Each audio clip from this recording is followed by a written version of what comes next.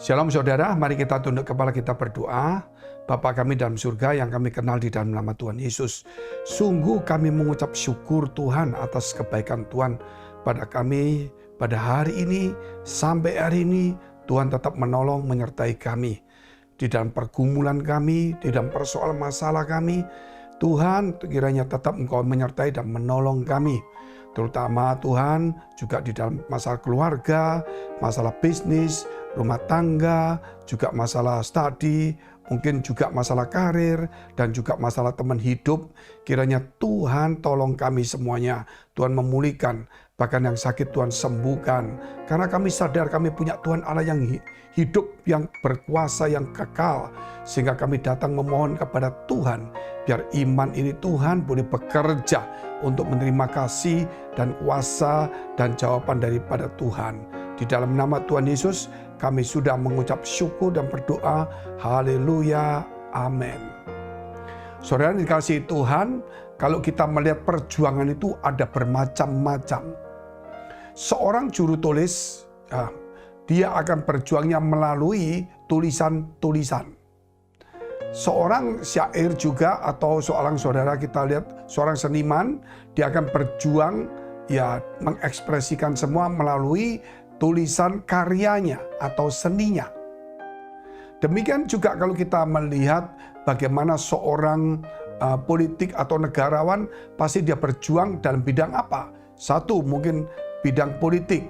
Dua, mungkin bidang perjuangan melalui ekonomi dan lain sebagainya. Tetapi di dalam kekristenan, saudara, ketika kita percaya kepada Tuhan, perjuangan kita bukanlah perjuangan secara duniawi, tetapi perjuangan rohani. Karena kita sadar kita punya Tuhan Allah yang hebat, yang maha kuasa, penuh kasih sayang, dan Bapa yang kekal, yang suci. Dan dia bisa menjadikan apa yang tidak ada menjadi ada. Bahkan firman-Nya berkuasa, bahkan apa yang kita doakan bisa dijawabnya.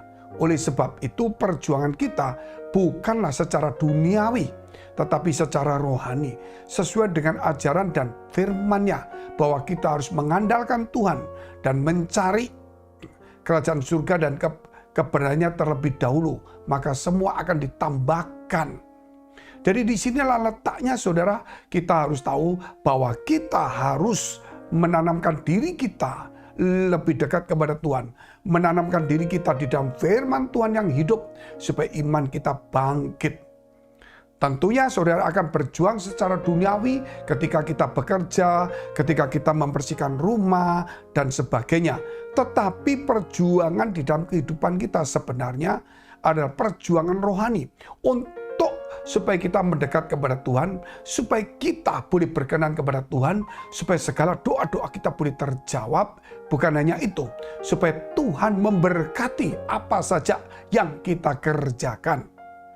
Kita lihat dulu firman Tuhan di dalam kitab 2 Korintus pasal 10 ayat yang ketiga. Memang kami masih hidup di dunia, tetapi kami tidak berjuang secara duniawi.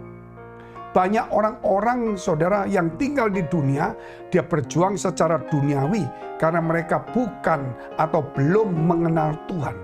Bahkan ada orang yang mengenal Tuhan juga berjuang secara duniawi, menipu orang, mungkin bersandiwara dan sebagainya. Tetapi kita bukanlah orang demikian, terutama di dalam hal yaitu rohani, pelayanan.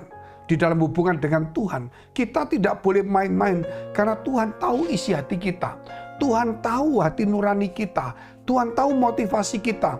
Kita tidak bisa membenarkan diri melalui membantu membangun 1, 2, 3 gereja, namun tangan kita kotor. Ingat, ketika Daud hendak membangun rumah Allah, Tuhan katakan jangan kamu membangunnya karena tanganmu berdarah. Karena apa? Karena dia banyak berperang dan sudah banyak membunuh orang.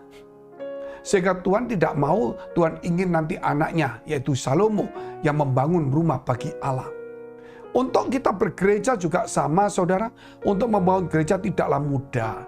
Jangan gampang-gampang saudara kita di dalam rohani itu menyepelekan atau meremehkan firman Allah.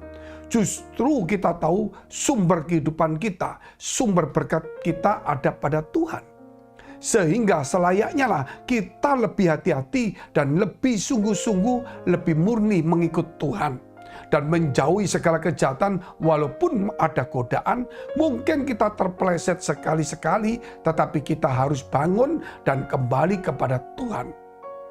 Sebab itulah satu kebenaran.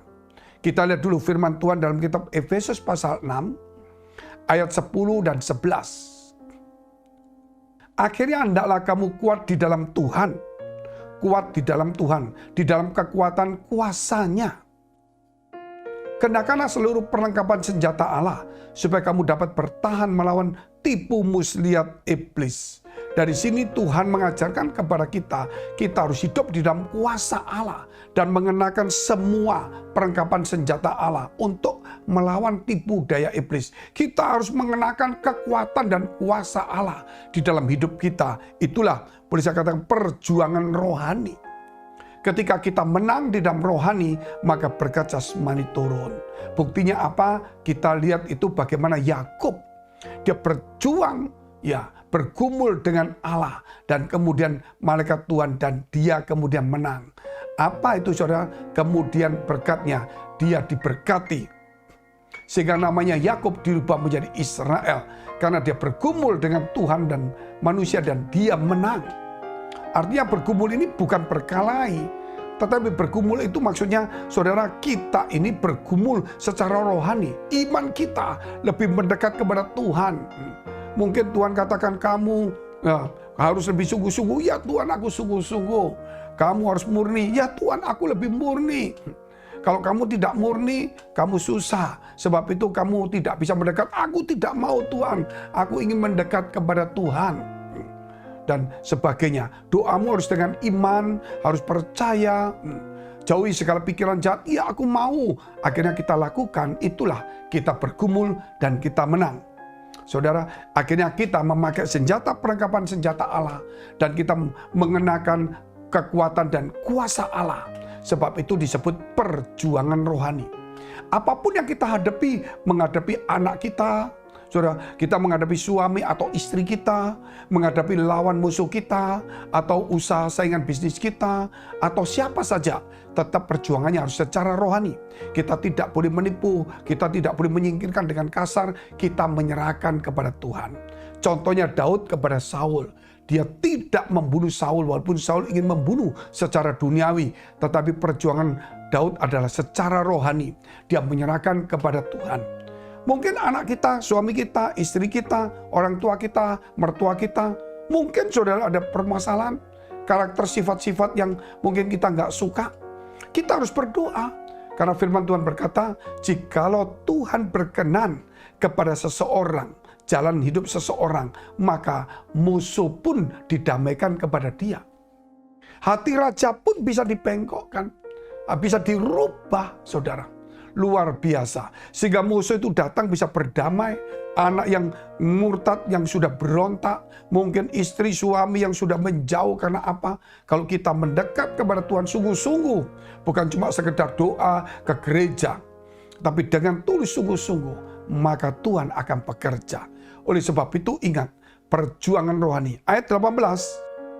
Dalam segala doa dan permohonan, berdoalah setiap waktu di dalam roh. Dan berjaga-jagalah di dalam doamu itu dengan permohonan yang tak putus-putusnya untuk segala orang kudus. Dan jangan lupa di dalam doa kita sisipkan untuk pemimpin kita, untuk orang tua kita, untuk orang yang kita cintai, untuk orang di sekitar kita. Bahkan juga saudara untuk orang-orang suci. Para pelayan di gereja perlu ditopang di dalam doa. Walaupun kita jengkel, kenapa orang itu kok nggak ramah, kok nggak tersenyum.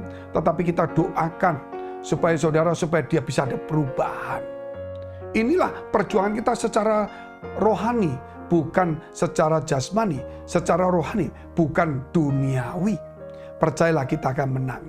Kita tunduk kepala, kita mau berdoa. Bapa dalam surga, terima kasih atas kebaikan Tuhan, sehingga hari ini kami boleh mendapatkan siraman firman, sehingga doa kami boleh berkenan kepada Tuhan. Saudara, jika engkau dalam pergumulan, masalah, persoalan, tantangan yang begitu berat, menghadapi anak, suami, istri, orang tua, mertua, pemimpinmu, teman sekerjamu, saingan bisnismu, siapapun juga. Mari dekapkan kedua tanganmu di dadamu. Baik di dalam keuangan, bisnis, tadi, karir, maupun teman hidup, tetap dekapkan kedua tanganmu di dadamu. Dan jika engkau dalam sakit penyakit, tumpangkan tanganmu di bagian sakit. Dan yakinlah, kuasa, kekuatan Allah sedang bekerja. Di dalam nama Yesus, menjadi sembuh. Dan segala dosamu boleh diampuni di dalam nama Yesus. Dan kiranya engkau dipulihkan, disegarkan, dan diberkati Tuhan. Dibuka jalan, dan hati orang-orang yang berontak, yang membenci, dirubah oleh Tuhan. Di dalam nama Yesus Kristus. Haleluya. Amin. Jika saudara masih membutuhkan pelayanan doa dan konseling, silakan hubungi nomor yang tertera. Tuhan Yesus memberkati.